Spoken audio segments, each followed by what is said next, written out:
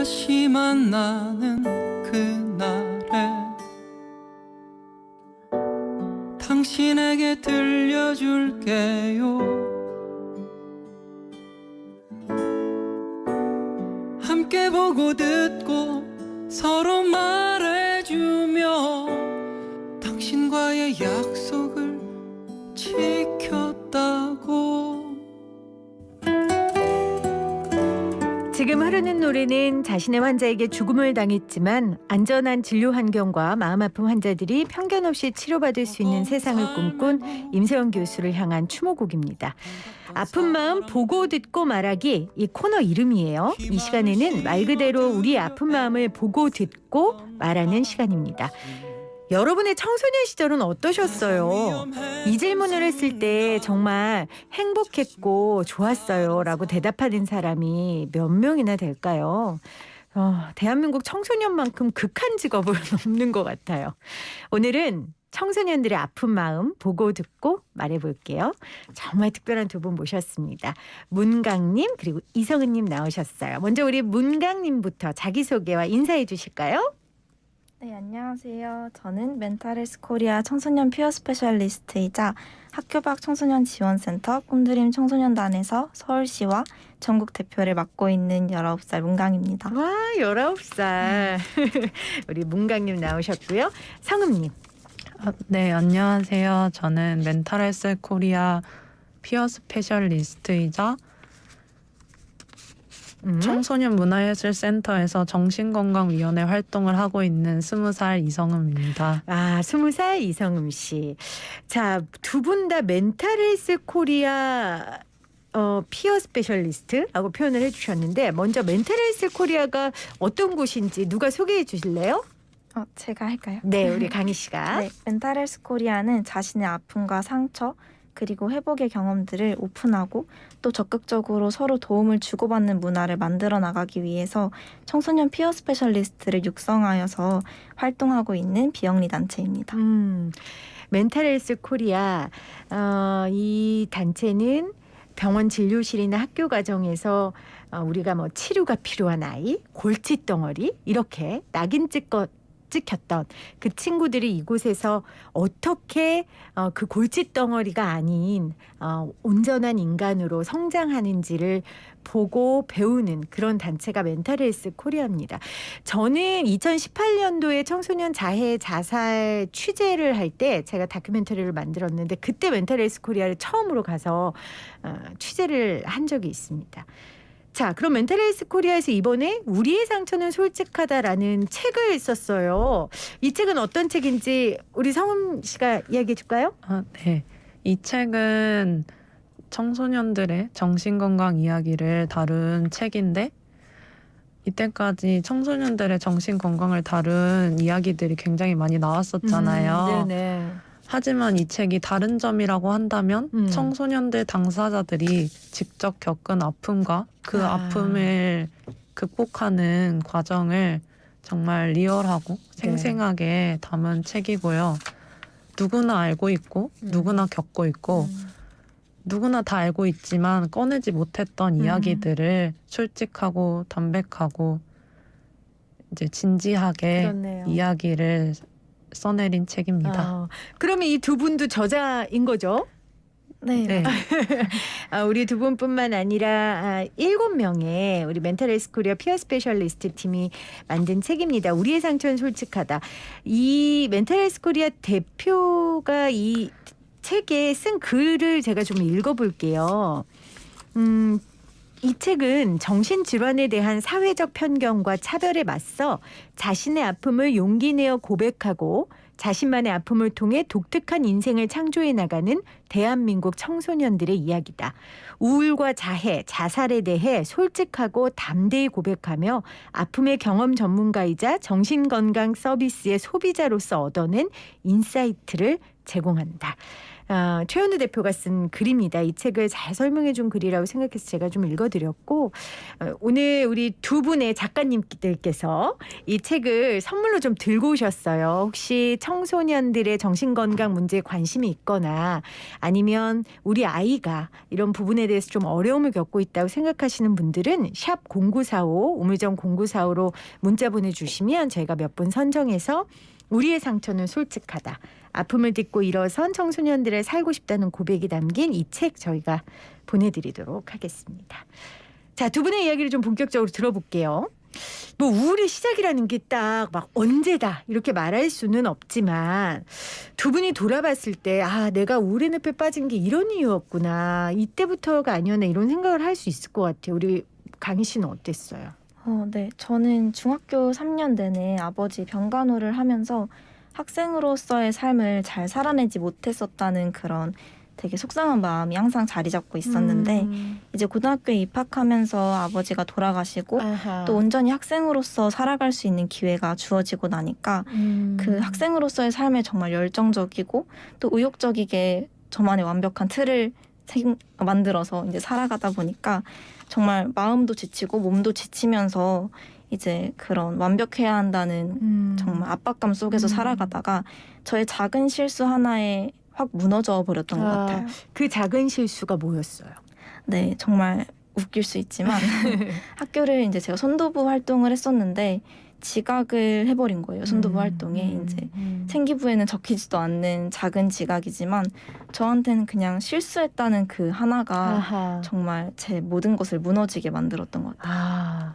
그 중학교 내내 아버지가 투병 생활을 하셨고 그 시간 동안은 다른 사람들하고 똑같은 평범한 학교 생활을 할 수 없었고 아버지가 돌아가시고 고등학교 때부터는 사실 할 수 있었는데 그러다 보니까 그 시간에 모든 걸 정말 갈아 넣었군요. 그러다 보니까 번아웃이 왔고 우울의 늪에 빠지게 됐고. 네.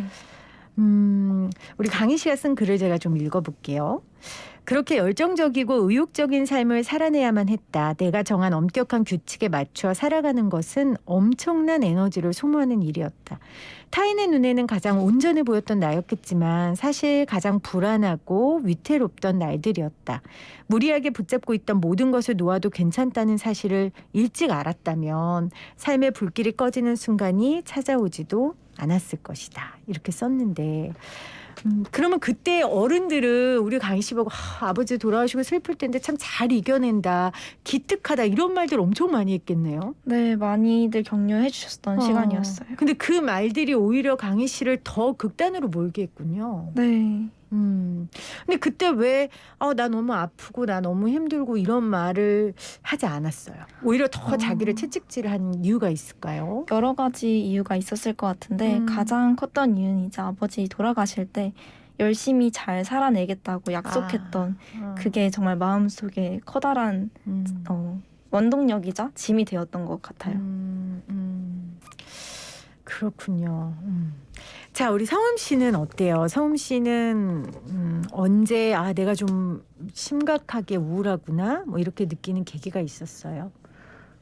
저는 이제 아무래도 강희님과는 또 틀리게 이렇게 교육에 대한 거를 좀 열심히 하고 자라왔는 교육만 신경 쓸 수 있도록 이제 생활을 해왔는데 그런 환경 가운데 네. 열심히 그냥 학창 시절 보내고 공부도 하고 운동도 또 했다고 네. 그런 환경이었는데 네, 그런 환경 속에서 이제 자라왔는데 꿈 진로가 이제 보이지 않는 거예요. 나는 이렇게 열심히 살아왔는데 약간 매일 똑같은 쳇바퀴 속에서 살아가는 삶 속에서 목표 그리고 대학 진학이라는 것만 바라보고 살다 보니까 이렇게 사는 게 맞는 걸까? 지금 당장 결과가 보이지도 않는데 계속해서 이렇게 나아가다 보면 내 길이 있을까? 라는 그런 생각을 한두 번씩 가지고 있다가 그게 이제 학년마다 쌓이다 보니까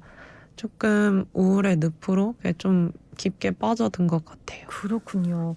사실 지금 성음 씨가 말하는 생각은 많은 학생들이 할 텐데 그리고 어른들은 그러겠죠. 야, 다 그런 생각하고 불안하고 살아. 하지만 그 생각들이 내 안에서 해결되지 않을 때 쌓이고 쌓이면 정말 걷잡을 수 없는 우울 가운데 빠질 수 있는 거군요. 이 책에 보니까 그러다가 어느 날 학교 앞에 있는 고양이가 이제 죽은 걸 알고 그 일이 그렇게 본인에게 충격적이고 힘들었다라고 고백을 했더라고요. 아, 네. 이제 저는 저희 집에서 고양이를 안 키우고 고등학교 때 처음으로 학교에 왔는데 그 영락이라는 고양이를 학교에서 키우고 있었어요. 네. 그러다 보니까 조금 집사의 마음을 가지고 학교 생활을 하고 볼 때마다 귀엽고 사랑스러우니까 힐링이 되게 많이 됐었는데 애정을 엄청 줬군요. 어느 순간 이제 시험을 끝내고 이제 좀 놀다가 학교에 오니까 이제 하늘나라를 갔다는 거예요. 아하. 근데 저는 그거에 대해서 온전히 슬퍼할 수 없었던 게 그때 또 대학 입시가 1년밖에 남지 않은 상황이었고 또 다른 여러 가지 활동들이 너무 많았었기 때문에 슬픔을 온전히 할 수 없어서 네, 그렇군요. 되게 많이 힘들었었던 것 같아요. 우리 상엄 씨가 이렇게 썼어요. 잡생각에 꼬리를 물다가 피로가 쌓여 집에 오면 어떻게 잠들었는지도 모르게 잠들었다. 행사 또한 기대한 만큼 좋은 결과가 나오지 않았다. 모든 것을 포기하고 몰두한 결과물인데 내 문제인가 싶어 자책감만 들었다. 굳이 묘사하자면 온몸이 칼로 찢긴 느낌이었다. 다른 사람에겐 별 문제가 아닌 것처럼 보일지 몰라도 내겐 고통스러운 기억이었다. 아까 강희 씨도 그렇고 상엄 씨도 그렇고 아까 강희 씨도 좀 웃긴 이유일 수도 있는데요 라고 말했고 우리 상엄 씨도 다른 사람한테는 별 문제가 아닐 수도 있지만 그 사건이 이 둘에게는 정말 영혼을 잠식시킬 정도로 힘든 시간을 갖게 한 거잖아요. 네. 자, 그러면 그 시간을 동안 좀 어떻게 견뎠는지가 궁금한데 우리 강희 씨는 그 시간을 어떻게 그럼 견디고 보냈어요? 저는 가장 힘들었던 고등학교 1학년 1년 동안 저희 그때 담임 선생님께서 정말 좋은 멘토가 되어주셨던 그렇군요. 것 같아요. 담임 선생님이 네. 선생님이 뭐 어떤 이야기를 해줬어요? 네, 이제 제가 정말 완벽함을 추구하다 보니까 저는 필기를 할 때도 오타가 생기면 찢고 다시 쓰고 그랬거든요. 네. 이제 그럴 때 선생님이 저한테 강의야 수정 테이프로 지우고 다시 써도 괜찮고 펜으로 쓱 지우고 옆에 다시 써나가도 괜찮아. 오타 하나 때문에 그동안 써온 그 공책을 버릴 순 없잖아. 이렇게 얘기를 해주셨는데 그 말이 물론 그 필기 하나만 보고도 힘이 되었지만 지금까지 살아오는 과정 속에서도 정말 힘이 계속 되는 말이었던 것 같아요. 담임 선생님의 그 한 말이 그 강희 씨는 학교를 지금 학교 밖 청소년인 네네. 거죠? 학교를 그래도 내가 그만둬야겠다고 결심한 계기가 있었어요?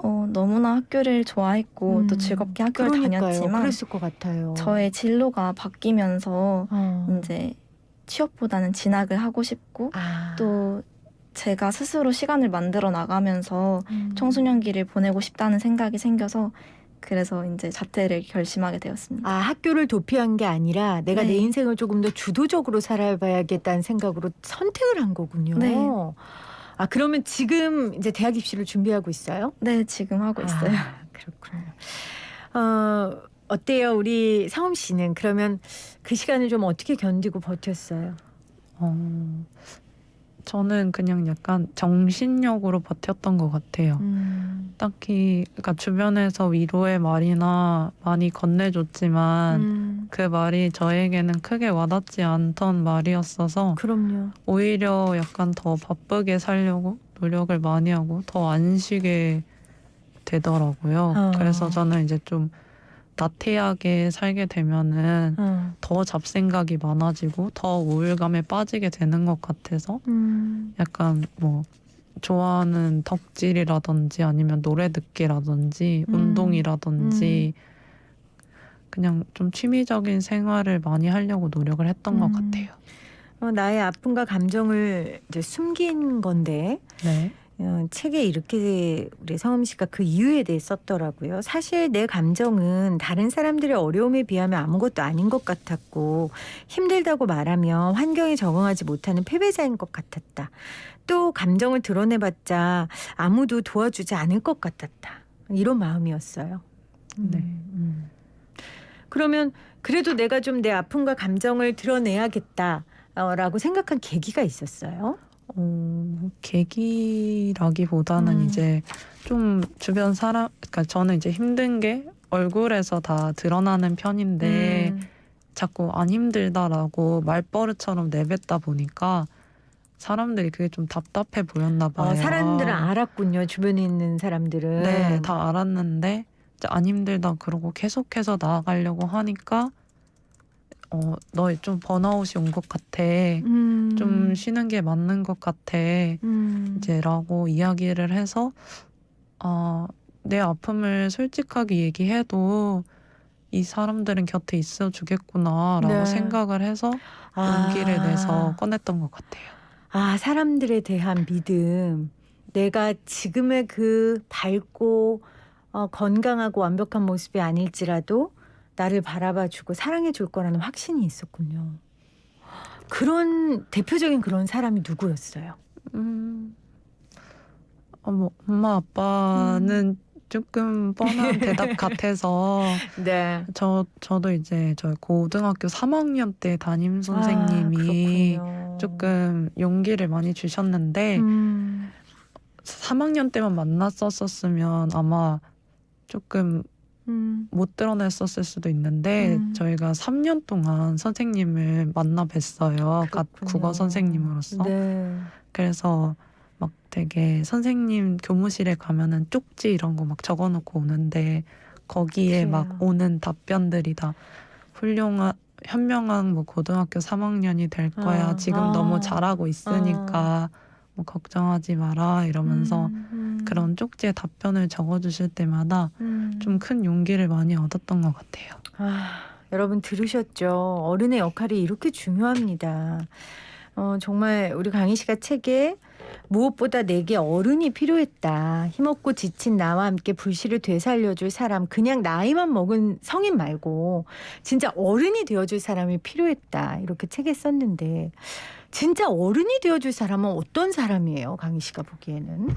사실 막 대단하고 훌륭하고 이런 게 아니라 정말 청소년 자체를 한 인격으로서 존중해 주시고 또 겉으로만 보이는 게 아니라 나의 내면에 또 과거에 어떤 일이 있었는지 알아주고 또 들어주고 또 그 시간을 묵묵히 옆에서 지지하면서 지켜주는 사람이 되게 필요했던 것 같아요. 그렇군요. 다행히 그런 어른이 있었고요. 네. 우리 성음 씨는요. 어떤 어른이 정말 힘이 되는 어른이에요? 어른. 아까 성음 씨가 얘기한 것처럼 너는 할 수 있어. 넌 지금도 잘하고 있으니까 좋은 어른이 될 거야라고 그런 따뜻한 말을 해주는 어른? 뭔가 어른이 필요하다기보다는 저는 그냥 옆에서 공감해줄 수 있는 사람? 이게 약간 사람이라는 게 동일한 인격체잖아요. 어떻게 보면. 그렇죠. 이렇게 위아래로 나뉘는 상하관계, 나이로 따지는 상하관계가 아니라 이제 수평적인 그런 관계에서 저희를 바라봐주는 사람이 필요한 것 같아요. 그래요. 맞아요. 오늘 아픔만 보고 듣고 말하기는 아픔을 듣고 일어선 청소년들의 살고 싶다는 고백이 담긴 책 우리의 상처는 솔직하다의 두 저자 이성음 씨와 문강 씨와 함께하고 있습니다. 7963님은 우리 아이도 너무 무기력하고 힘들게 하루하루를 보내고 있는데 이 친구들이 우리 아이에게 큰 도움이 될 것 같아요. 책 보내주세요 하셨어요. 방송 들으시면서 여러분 우리 청소년들의 외침 또 청소년들이 어떤 것 때문에 힘들어하는지 알고 싶으신 분들은 샵 0945 우물정 0945로 문자 보내주시면 저희가 이 책 몇 분 선정해서 보내드리도록 하겠습니다. 제가 2018년도에 자살 예방 다큐를 하면서 사실 청소년 자해에 대해서는 잘 몰랐어요. 뭐 청소년 자살에 대해서는 저도 심각성을 알고 있었지만 근데 그 문제가 굉장히 심각하다라는 걸 느끼고 제가 취재를 하면서 이제 멘탈 헬스 코리아를 만나게 됐는데 청소년 자해에 대한 많은 보도도 있고 도대체 어른들은 이 문제를 어떻게 내가 받아들여야 되나라는 고민들을 좀 많이 해서 우리 성음 씨가 그 아픈 상처를 책에 잘 써줘서 제가 좀 이야기를 해보겠습니다. 자해를 처음 시작했을 때의 우리 서음 씨의 마음이 어땠을까요? 무슨 마음으로 사실 말하기도 좀 조심스러운데 네. 그때 어떤 마음이었을지가 좀 궁금해요. 그때가 중학교 2학년 때였을 거예요. 그때가 딱 처음으로 중간고사라는 걸 처음 쳤을 때였는데 이제 저는 학원을 다녔다 보니까 시험 기간에는 아침 9시부터 막 저녁 10시 이렇게 있었거든요. 학원에서. 중학교 2학년이. 네. 그래서 약간 그렇게 주말까지 그렇게 나가다 보니까 좀 스트레스가 많이 쌓였던 것 같은데 그때 갑자기 뭔가 스트레스가 풀 곳이 없나라고 막 생각을 하다가 그래도 내가 나한테 상처를 내면 좀 스트레스가 가라앉지 않을까 하고 이제 처음 그때 자해를 시작했던 것 같은데 근데 사실 그때 약간 아픈 느낌은 아픈 느낌대로 스트레스는 스트레스대로 그러니까 상처를 2배로 받았던 것 같아요. 그렇겠죠. 그게 악순환이 이제 반복되는 일이 자해 때문에 일어나는 건데 그 이후에 이제 고등학교 1학년 때 또 한 번 친구와 다툼 이후에 이제 이런 일이 있었고 근데 저는 이 책에서 참 마음에 와닿았던 게 이거예요. 그런데 모른 척 해주는 사람들이 너무 고마웠다. 상처에 대해 다른 사람들이 물어본다면 더 우울해졌을 테니까. 그러니까 누군가가 내 상처에 대해 알지만 눈 감아줬던 게 되게 고마웠나 봐요. 그렇죠? 네.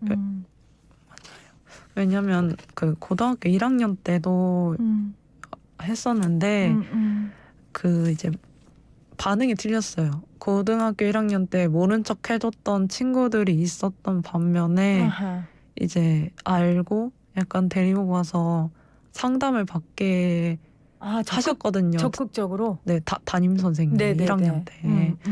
근데 이제 그걸 보면서 내 자해를 모른 척 해주는 사람들에게 조금 더 고맙다라는 생각을 했어요. 오히려 적극적으로 상담실로 데려가는 선생님보다 네. 오히려 모르는 척 해주는 선생님이나 학생들, 친구들이 네. 고마웠군요. 네. 그게 아마 공감이라고 생각했겠죠. 그렇기도 하고 좀 데리고 가서 상담을 받으면 제가 조금 문제 있는 애로 좀 낙인이 찍혀버리기 때문에 아예 이렇게 거의 약간 대놓고 데리고 가셔서 저는 그때 좀 많이 속상했던 것 같아요. 그랬겠네요. 이 자해에 대해서 우리 서음 씨가 나 역시 내 잘못이 아닌 일에도 나를 탓했고 그렇게 해야 다른 사람들이 나를 미워하지 않을 거라고 생각했다. 그러다 보니 마음은 점점 달아갔고 모든 게 내 잘못이니 나에게 벌을 준다는 생각으로 자해를 시작했다. 그리고 나면 아프고 속상해서 눈물이 나오지만 스트레스가 풀린다는 느낌도 함께 들었다. 그렇게 악순환이 반복됐다. 우리 서음 씨는 또 근데 이 경험을 바탕으로 네. 유명한 그 유튜브 시리얼에서 자해 관련돼서 직접 진행도 했죠, 저처럼. 아니요, 그게 아니라 그 가면을 쓰고 인터뷰를 했었어요. 그랬군요. 네.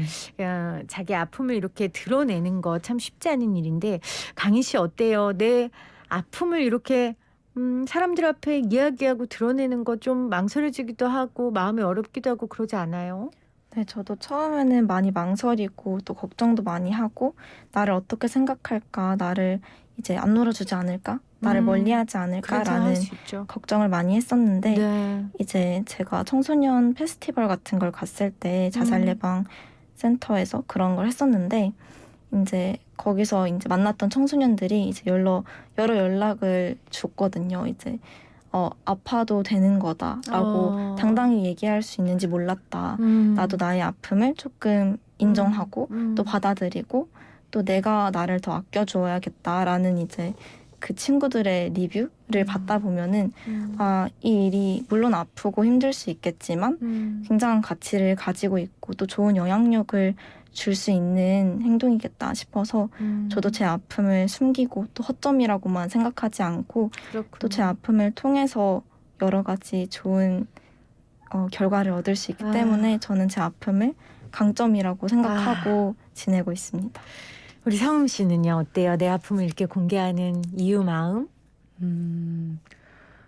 솔직히 말하면 처음에 막 자해한 사실도 숨기고 그럼요. 조금 그런 우울했던 감정들도 솔직히 주변에 드러나면은 약간 주변에도 그런 영향을 미치니까 막 많이 숨겼던 것 같은데 그렇게 이제 시리얼에서 가면 인터뷰를 하고 또 다 들어줄게 상담사 인터뷰를 진행을 하면서 그 댓글을 봤어요. 유튜브 댓글을 네. 봤는데 뭔가 용기 내줘서 고맙다. 저도 이런 사연이 있는데 되게 용기 많이 얻고 간다라는 것을 바라보면서 내 아픔이 어떻게 보면은 내 아픔을 오픈하는 것이 어떻게 보면은 다른 사람들에게 힘이 되고 용기가 될 수 있겠구나라고 이제 생각을 많이 했던 것 같아요. 내 상처가 누군가에게는 위로가 되고 힘이 될 수 있겠다라는 생각 때문에 이 청소년들이 용기를 내어 자기를 드러냈습니다. 자, 마지막으로 이 방송 듣는 마음 아픈 친구들에게 좀 어떤 얘기를 해주고 싶은지 우리 강희 씨부터. 네, 저는 일단 그렇게 숨어있는 친구들에게 아파도 괜찮다고 또 아프지 않은 날이 있을 수도 있고 또 그런 자신의 여러 가지 모습들을 사랑해주고 지켜주었으면 좋겠고 또 언젠가 또 자신에게도 회복이 찾아올 거라고 그건 확실하니까 그거를 좀 용기와 힘을 전해주고 싶습니다. 얘들아 아파도 괜찮고 아프지 않은 날도 반드시 올 거야. 알겠어요. 자, 우리 성음 씨는? 지금 이제 아픔을 겪고 있는 청소년 친구들에게 해주고 싶은 말은 아픈 게 잘못된 게 아니고 절대로 당신이 잘못한 게 아니니까 너무 자책하지 말고 나중에 가서 살펴보면 내가 나를 사랑을 안 해준 것이 가장 큰 후회니까 나를 사랑할 수 있도록 좀 노력? 아닌 그런 노력 많이 해줬으면 좋겠고 충분히 잘하고 있고 지금 살아가는 것만으로도 너무 자랑스럽고 잘하고 있으니까 힘들 때, 어려울 때 주변 사람들한테 손 내밀어도 괜찮다고 말해주고 싶습니다. 아파도 괜찮고 아플 때 숨지 말고 누군가에게 도와달라고 손을 내밀어도 괜찮아 라고 우리 성음 씨가 얘기해 줬습니다. 이 둘의 앞으로의 시간들이 더 기대됩니다. 우리 몇 년 후에 꼭 김혜민의 이슈앤피플이 장수해가지고 이 두 분들을 모시고 또 어떤 어른의 시절을 보냈는지 듣고 싶습니다. 오늘 함께해 주신 이성음 씨 그리고 문강 씨 고맙습니다. 감사합니다. 감사합니다. 감사합니다.